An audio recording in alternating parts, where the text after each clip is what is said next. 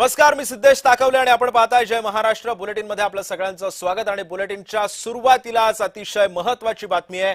राज्यातील आणि देशभरातील औषध दुकानदारांच्या आज एक दिवसीय बंद पुकारला गेलेला आहे। ऑनलाईन औषध विक्रीवरती बंदीच्या मागणीसाठी या बंदची हाक देण्यात आली आहे। देशभरातील 12.5 लाख औषधांची दुकानं आज बंद राहणार आहेत। बंदचा रुग्णांना सुद्धा फटका बसणार असल्याचं बोललं जात आहे।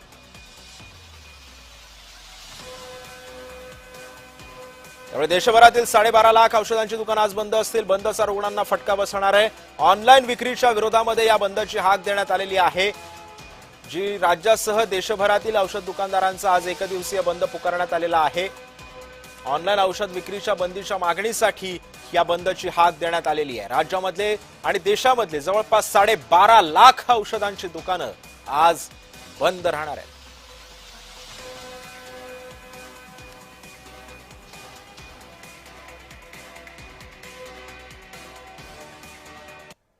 दरम्यान मुंबई ग्राहक पंचायतीने या बंदच्या पार्श्वभूमीवरती काय इशारा दिलाय पाहूया।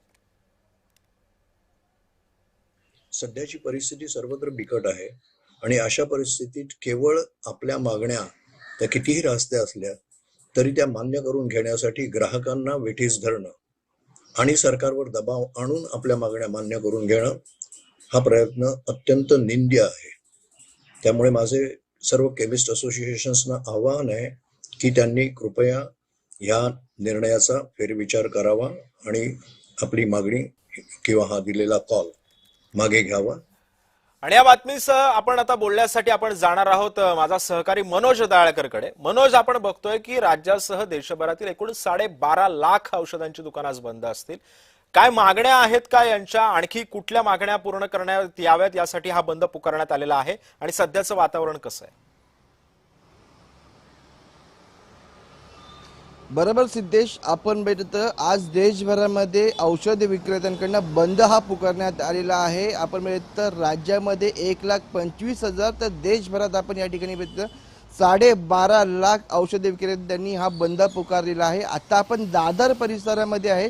माझ्या मागे मी दाखवतो, या ठिकाणी आपण बघितलं तर हे मेडिकलचं दुकान आहे, ते या ठिकाणी बंद आहे। तसंच माझ्या कॅमेरामॅनला सांगतो की बाजूचं पण मेडिकलचं दुकान दाखवावं, ते देखील या ठिकाणी आपण बघितलं बंद हा ठेवण्यात आलेला आहे। त्यामुळे सर्वसामान्य व अत्यावश्यक रुग्णांना या ठिकाणी फटका बसण्याची शक्यता निर्माण झालेली आहे, कारण की देशभरात होत असलेल्या ऑनलाईन औषध विक्रीवर सरकारने बंदी आणावी या प्रमुख मागणीसाठी हा औषध विक्रेत्यांनी बंद पुकारलेला आहे। कारण की ऑनलाईन औषध विक्रीमुळे अनेक आरोग्यविषयक व सामाजिक समस्या या ठिकाणी निर्माण होत्याचा असल्याचा दावा या ठिकाणी औषध विक्रेत्यांना कडून करण्यात आलेला आहे। आणि आपण बघतो ऑनलाईन ॲप्सवर डॉक्टरांच्या जे प्रिस्क्रिप्शन डॉक्टर देतात त्या शिवाय औषधांची विक्री होत असल्याचा आरोप या ठिकाणी औषध विक्रेत्यांनी केलेला आहे। त्यामुळे या ठिकाणी आपण सर्वसामान्य तसंच या ठिकाणी रुग्णांना मोठा फटका या ठिकाणी बसू शकतो आणि आपण म्हणतो यामुळे छोट्या केमिस्ट दुकानांनाही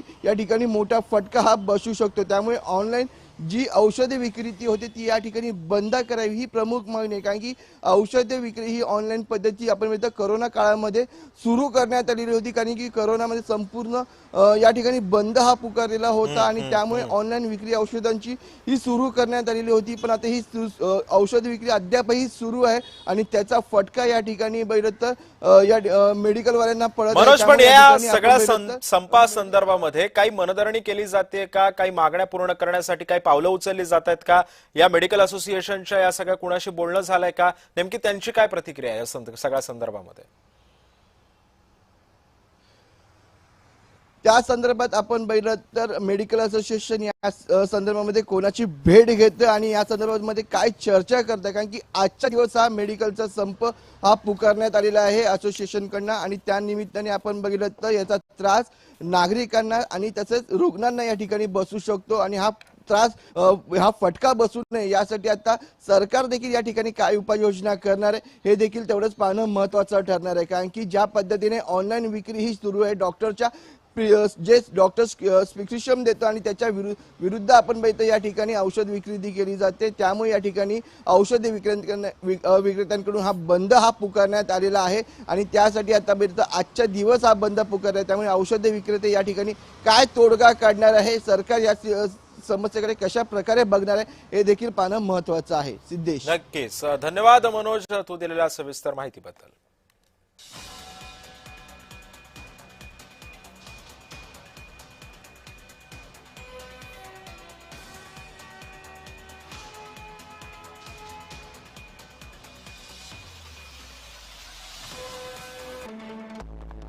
आपण पाहतोय की ऑनलाईन आणि बेकायदा औषध विक्रीला केमिस्ट संघटनांनी विरोध केलेला आहे. ऑनलाईन विक्रीमुळे छोट्या केमिस्ट व्यवसायावरती परिणाम होत असल्याचा आरोपही यावेळी करण्यात आलाय.